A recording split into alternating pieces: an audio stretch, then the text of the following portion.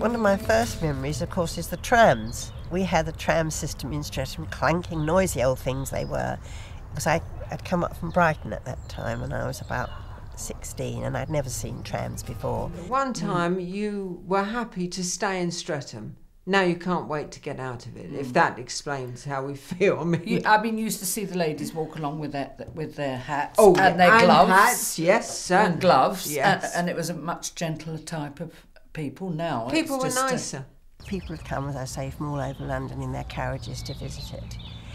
But when it really took off again was when the 3 railways were made here, the 3 railway stations, Streatham, Streatham Common and Streatham Hill, although Streatham Common wasn't called that then, it was called Streatham Greyhound. We had 3 department stores. We had Pratt's, we had Sharman's, and we had one called Tyrrell. The first Waitrose was actually where McDonald's is. 50% of the housing in Streatham in broad terms is owner-occupied, 25% is in the rented sector, private rented sector, and 25% is in social housing. If there is a high turnover, that's always very difficult for building a cohesive community because a lot of people come here and not feel any great commitment.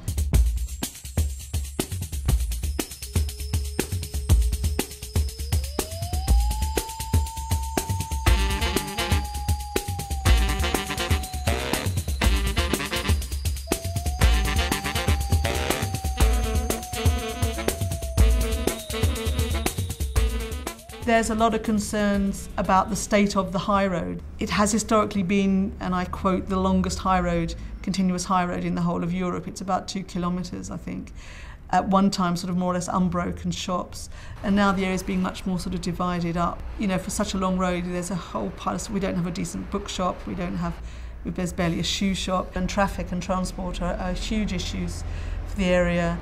There'd been a sort of sex industry in Streatham since the Napoleonic Wars. What's changed, even since the time that I've known Streatham, is the introduction of crack.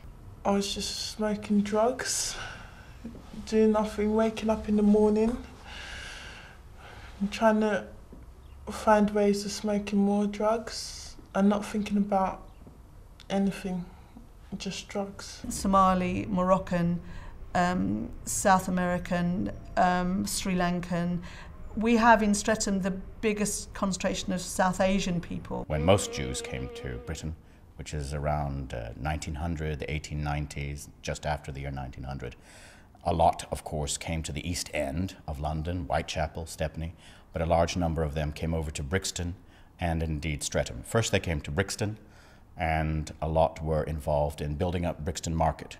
All of the stalls, once upon a time, more or less, nearly all of them, were in the hands of Jewish traders. My shop is Al Mahra Fashions, and we sell Italian shoes and clothing. We have many customers from different communities, from every country, but the Somalian community are our main and customers because they know me. I mean, I was a football player in my country. I was the goalkeeper for the Somali national team. Streatham's clean, Streatham's good. There ain't a problem with Streatham as far as I see it.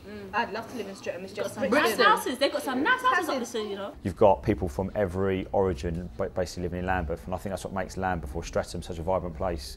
I mean, you can walk down Streatham High Road at any given time, day or night, and you'll see probably 20 or 30 people from different countries. I have South American customers, Italian customers, Greek customers, English customers, West Indian customers, Indian customers and Chinese customers, because they all live and work in Streatham.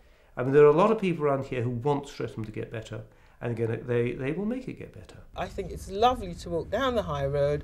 You see 3 school children walking together, one's Indian, one's Chinese, one's English. Lovely.